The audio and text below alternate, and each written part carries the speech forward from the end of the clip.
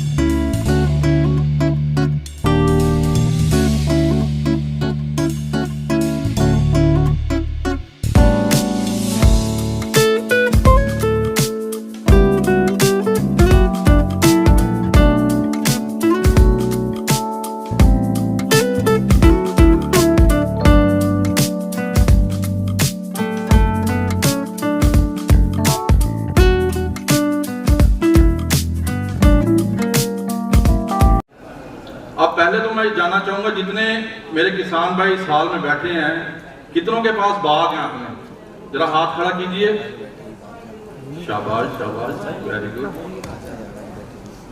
अब मेरी बात शुरू करने से पहले मैं ये चाहूंगा कि क्या मैं हिंदी में बोलूं या डोगरी में? हिंदी में बोले। अब जब आपने नया बाग लगाना है, ठीक है ना जी, नया बाग लगाना है, तो उसमें सबसे पहले हम क्या करते हैं? आपको माहिर क्या कहते हैं? आगे जब नया बाग लगाना है तो जगह का चुनाव करना है। जिस जगह पे आप बाग लगाना चाहते हैं उस जगह को आपने चुनना है। तो कैसे चुनाव करोगे उसका? आपको कहा, बार बार कहते रहते हैं कि अपनी मिट्टी की जांच कराइए, कहते हैं ना, मिट्टी की जांच कराइए बाग लगाने से पहले। अगर आप शुरू में छोटी सी बात है, मिट्टी की जांच कराना तो बहुत बड़ा काम नहीं है, लेकिन अगर आप ये काम कर लेते हैं तो आपको ये पता रहेगा कि आपके जो सॉइल है, मिट्टी है, उसमें कौन कौन से न्यूट्रिएंट्स हैं, किन पोषक तत्वों की कमी है, जो हम दे के अपनी क्रॉप को अच्छा कर सकते हैं। तो सबसे पहले अगर आपके पास कॉपी पेन है तो जो मैं 3-4 बातें बोलूंगा ये आप लिख लीजिए, ये आपको आगे चल के काम आएंगी। और आप जिस जगह पर बिलोंग करते हैं, कुछ किसान भाई श्रीनगर से हैं, कुछ हिमाचल से हैं, तो वो ठंडी इलाके से हैं, तो उन सभी को मैं यही कहूंगा कि अपनी बात की छोटी छोटी बातों को ध्यान में रखिए। और जो कोई आपके पास आता है कि हमें नया बाग लगाना है, तो सबसे पहले उससे कहिए कि अपनी मिट्टी की जांच कराइए। ठीक है जी। मिट्टी की जांच कराने के बाद जो आपका दूसरा काम ये होगा कि आपने खेत की तैयारी करनी है। जब आपकी मिट्टी पता लगी, आपको कौन से न्यूट्रिएंट्स इसमें है, सब कुछ है, उसके बाद आप प्लान कीजिए कि आपको कौन सी क्रॉप लगानी है। जैसे जो किसान भाई ठंडे इलाके से हैं, उनको ये पता होगा कि जो वहां पर जो प्लांटिंग है उसका सीजन कौन सा है? जनवरी फरवरी का, जब पतझड़ होता है।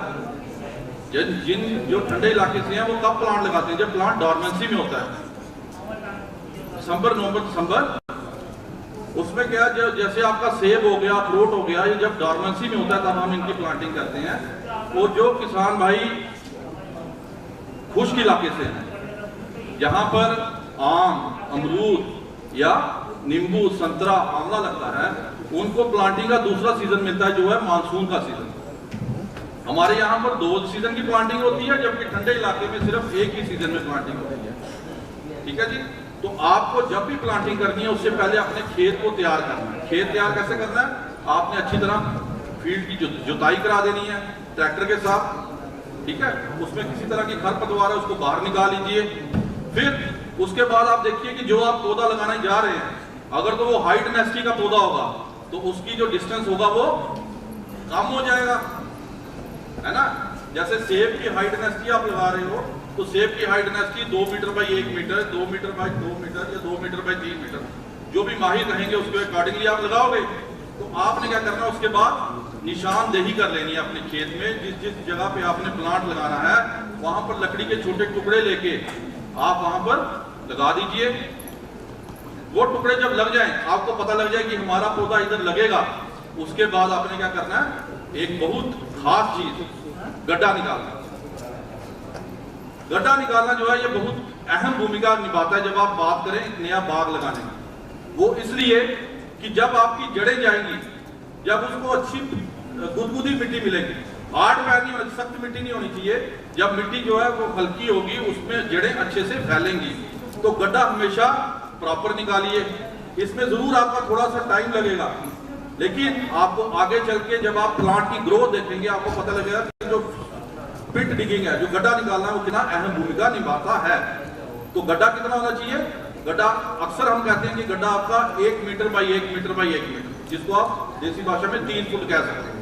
जब 3 फुट का एक गड्ढा होगा, 3 फुट चौड़ा, 3 फुट गहरा, 3 फुट लंबा, उसके बाद आपने क्या करना है, जब गड्ढा खोदना है, गड्ढा खोदते टाइम आपने क्या करना है, ऊपर की 1 फुट की मिट्टी एक साइड पे ढेर लगा लेना है और नीचे की 2 फुट की मिट्टी दूसरे साइड पे, 2 ढेर अलग अलग बना लेंगे।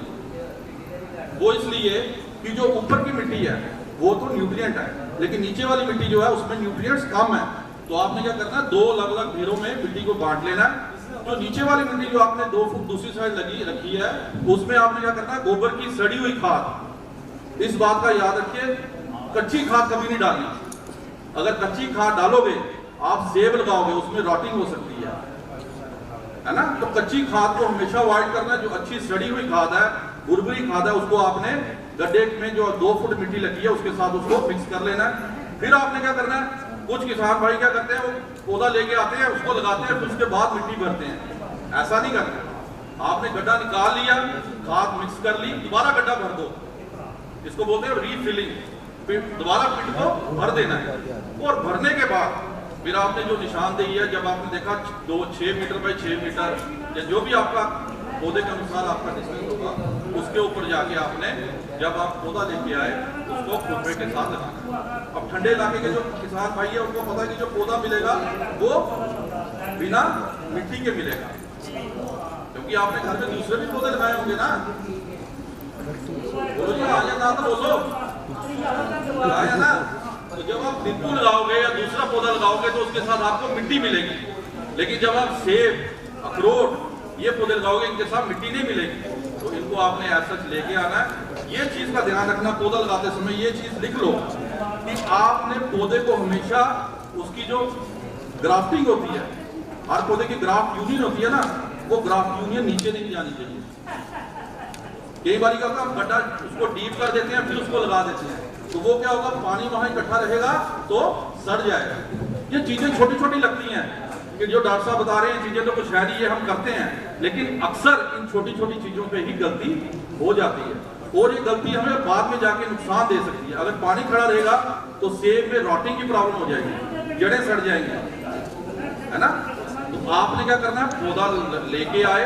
पौधा, दूसरी बात मैं हर मंच से ये बात रखता हूँ कि जब भी आप कोई पौधा खरीदे तो हमेशा एक रजिस्टर्ड नर्सरी से खरीदें।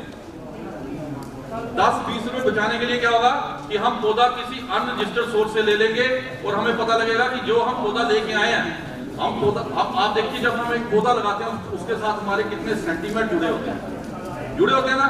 बच्चे होते हैं छोटे, वो देखते हैं कि आज इस पे फूल पड़ रहा है, आज इस पे पत्ती आ रही है। हम खुद भी देख के बड़ा हर्षोल्लास होते हैं कि देखो जी, आज जो हमने पौधा लगाया, पौधे के ऊपर आज फल पड़ रही है। तो जब हम एक सेंटीमेंट से कोई चीज कर रहे हैं तो उसमें अपनी शिद्दत क्यों ना लगाएं। जैसे आज सुबह के लेक्चर में उन्होंने कहा कमिटमेंट बड़ी जरूरी है हर काम में। और कमिटमेंट ये होनी चाहिए कि हम जब भी पौधा लेके आए तो हमें ये पता रहे कि किस वैरायटी का पौधा है, और वैरायटी हमें जरूर पूछनी है वो। जी जी जी जी ये इसीलिए कहते हैं हॉर्टिकल्चर डिपार्टमेंट हो गया हमारी यूनिवर्सिटी। अल्लाह का शुक्र है सर जी कि 2017-18 से मैं जब सरपंच बनी, मैं स्कीम के साथ जुड़ी, तो मैं एग्रीकल्चर हॉर्टिकल्चर इनके साथ जुड़ी तो बहुत फ़ायदा भी मिला और देखने सुनने को भी मिला। तो इसलिए पहले तो हमें कोई पता नहीं था, ना हमारे पास कोई स्कीम के इलाके में ना कुछ था। आज तो अल्लाह का लाख लाख शुक्र है, आज हमारे इलाके में स्कीम है। हम वहाँ यूनिवर्सिटी से जो एक शेर कश्मीर की एक ये है रैंक इसमें है बीनामा में, तो उसके साथ में जुड़ी हूँ।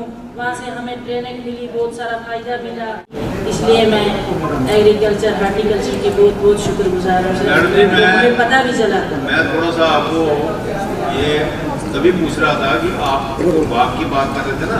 जी सर। डॉक्टर साहब अभी तब आए नहीं थे, मैं इसीलिए आपसे पूछ रहा था कि आपने वो पौधे कहाँ से लिए? सर बहुत पुराने पौधे हैं। अच्छा अब सुन लीजिए मेरी बात, अब आगे से आप ध्यान रखें क्योंकि आप सरपंच भी है। जी सर। आपने जब भी पौधे लेने हो, हॉर्टिकल्चर डिपार्टमेंट की नर्सरी है आपके श्रीनगर में राजबाग, ठीक है? जी सर। और या फिर आपने शालामार जो हमारी यूनिवर्सिटी है दूसरी शालामार कैंपस में, या वहाँ से लेने हैं, जी सर। या राजबाग से, या फिर वहाँ से बाहर से कहीं भी आपने किसी अपने गांव के किसी आदमी को भी जब पौधे लगवाने हैं, किसी ने बाग लगाना है, तो पौधे हमेशा ऐसी जगह से लीजिए यहाँ से आपको पता लगे कि ये पौधा पुरानी वैरायटी का है। इसीलिए तो सर आपकी वजादत से हमें अच्छे पौधे, अच्छे क्वालिटी के पौधे मिलेंगे, अखरोट के, सेब के। मैं यही चाहती हूँ कि अच्छे अच्छे पौधे मिले। सारे पौधे मिलेंगे, अखरोट के भी, बादाम के भी, आड़ू, नाशपाती, जो भी आपको चाहिए वहाँ से मिलेंगे। वो लेने आपने राजबाग से या फिर उधर से शालामार। जी सर। ठीक है ना? शुक्रिया सर। देखिए जी, ये हमारे लिए बहुत हर्षोल्लास की विषय है कि हमारे एक महिला इतनी जागरूक होकर क्वेश्चन पूछ रही है। सरपंच आप हैं, आपको एक लीड मिली है। सरपंच भी हो सर। हाँ, आपको एक लीड दी है कि आप बाकियों में भी ये अवेयरनेस लेके आए। सर इंशाल्लाह अल्लाह की मदद से मैंने 200 फार्मर को और जोड़ा है सर। बहुत बढ़िया, बहुत वो बढ़िया। चारे का उनको ये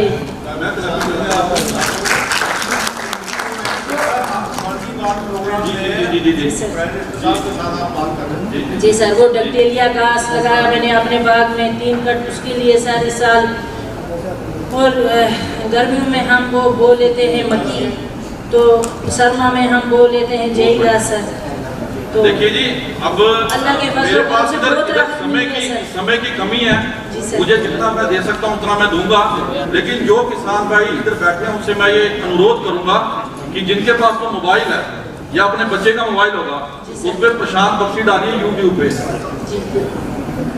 प्रशांत बख्शी डालेंगे यूट्यूब पे, तो वहां पर मैं अलग अलग वीडियोस डालता रहता हूं जो लोगों के, जो हमारे किसान भाई हैं उनके लिए, कि कैसे आपको ग्राफ्टिंग करनी है, कैसे आपको बडिंग करनी है, कौन कौन से तरीके हैं पौधा लगाने के लिए। तो इन चीजों को आप देखिए और दूसरे लोगों को जागरूक कीजिए। देखो है क्या कि हर बंदे तक पहुंचना तो कुछ पॉसिबल है नहीं, तो जो ये माध्यम हमारे पास आया है, जो कोरोना ने हमें इतना अच्छी अपॉर्चुनिटी दी है, तो हम क्यों ना इसका यूज करें। अब देखिए कल रूपाला साहब आपसे बात कर रहे थे कि मैडम अपनी बात बताइए, मैं प्रधानमंत्री जी को बताऊंगा। छोटी बात नहीं है मैडम। पानी की समस्या थी सर, इसलिए पानी की उन्होंने आपको अश्योर किया कि आपकी आवाज बंद हो गई थी। मैं उधर ही खड़ा था। उन्होंने कहा आपकी आवाज बंद होगी, आप मुझे बताइए, मैं आपकी बात प्रधानमंत्री जी से करूंगा। तो आपने बोला पानी की समस्या, उन्होंने कहा मैं बात करूंगा। तो ये हमारे लिए फख्र की बात है, आज हमारे पास बैठे हैं। वी आर रियली थैंकफुल कि इन माध्यम से, इन मेलों के माध्यम से आप जैसे बड़े लोगों, जागरूक लोगों के साथ मिलने का मौका मिलता है और आप हमारी बात आगे लेके जा सकते हैं। तो सभी से यही अनुरोध है कि पौधा हमेशा जिस घर नस्ली से खरीदें। बस ये चीज ध्यान बात लें कि पौधा हमेशा हमें रजिस्टर्ड नर्सरी से खरीदना है। जब आप पौधा लेने जाएंगे और आप उससे पूछेंगे बताइए कौन सी वैरायटी है, अगला बंदा खुद समझ जाएगा कि ये जागरूक है भाई, सही है ना सर? जब इसको मुझे देसी नहीं देना है। ये तो वो क्या करेगा, वो घर में सीड लगा देगा, पौधा दे देगा, आप 5 साल बाद देखोगे फूट नहीं पड़ा। आप अगर बख्शी साहब ने कहा था रजिस्टर्ड नर्सरी से खरीदना है, पर खरीदना है वो ही है जो ग्राफ्टेड हो। ठीक है ना? तो हमेशा ये इंश्योर कीजिए रजिस्टर्ड नर्सरी से खरीदना है। अब सर की तरफ से मुझे वार्निंग आ गई है कि जल्दी अपनी वाणी को वापस कीजिए। तो इसी आशा के साथ कि आप सभी को मेरी बातों से कुछ ना कुछ प्रेरणा मिली होगी। मैं डॉक्टर अरोड़ा सर से 2 मिनट चाहूंगा कि मैं हर जगह ये जरूर बात रखता हूँ, तो मैं ये मंच है इधर से भी ये रखूंगा कि मैं एक छोटा सा मैंने एक प्रयास किया था 2015-16 में कि हर आदमी अपने जन्मदिन के ऊपर पौधा लगाए। ठीक है, मैं जहाँ भी जाता हूँ ये बात जरूर रखता हूँ। मुझे बाहर जाने का मौका मिला, वहाँ पर भी मैंने ये बात रखी है कि एक पौधा जरूर लगाइए, चाहे फलदार लगाइए चाहे मेडिसिनल प्लांट लगाइए। तो ये मैं आप सभी से ये अनुरोध कर रहा हूँ, जो स्टूडेंट, जो किसान भाई बहनें इधर बैठी हैं, कि जब भी घर में बच्चे का बर्थडे है कुछ है, एक पौधा जरूर अपने आंगन में लगाइए और उस पौधे की परवरिश कीजिए।